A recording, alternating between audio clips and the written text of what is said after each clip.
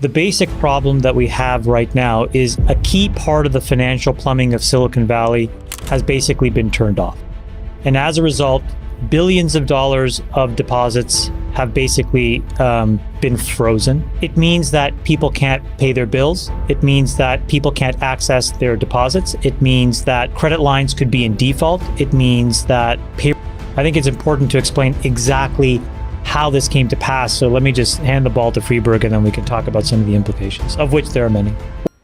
And maybe let me just do the lead in and then Freeberg can do the details. But for those that are far away and aren't even sure what's going on, the basic problem that we have right now is a key part of the financial plumbing of Silicon Valley has basically been turned off.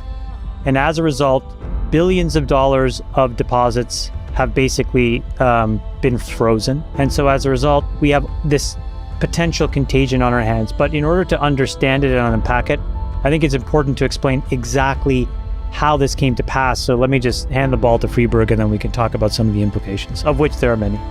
Can I give you guys my little version of all of this? I think there are 3 buckets, but before I go into the 3 buckets, I just want to say to all of the employees at these companies, I think we, the 4 of us, are so truly sorry for what's going on and what you guys are going through. And then to founders that are trying to navigate this, it must be unbelievably tough. There are a few founders in our portfolio.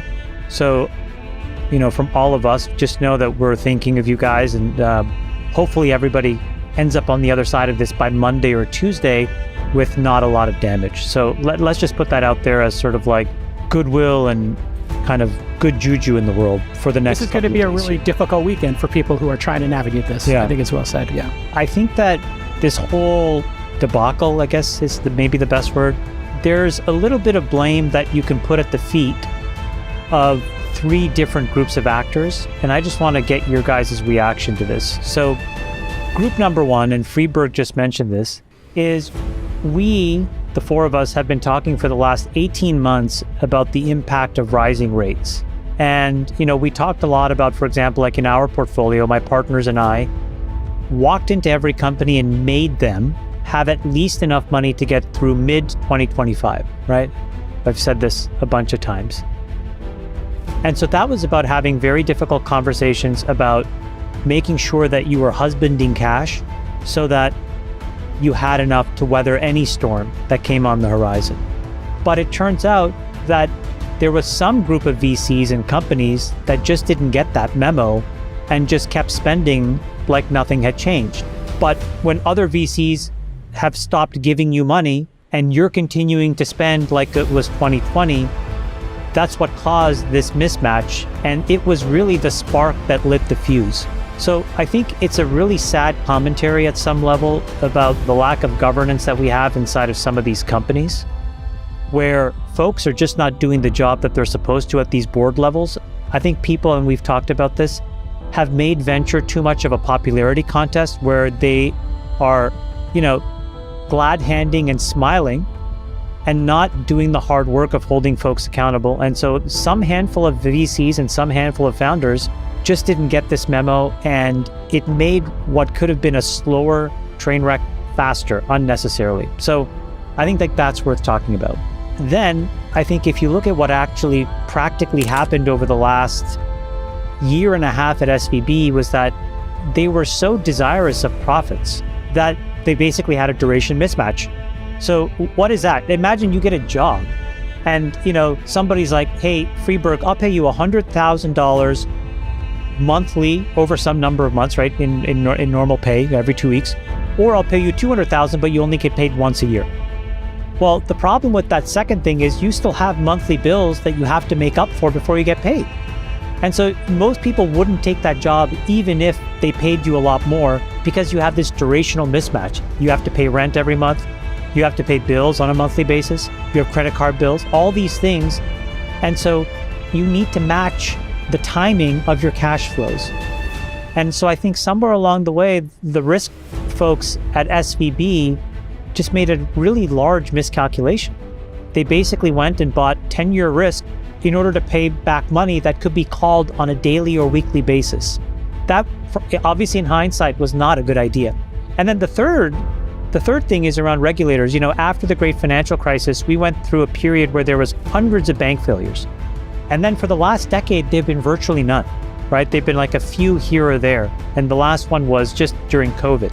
And so the regulators, I think, have done a really good job with Dodd-Frank and all of these other things to clean up the banking laws and the reporting requirements and the capital structures so that runs on banks are more and more infrequent.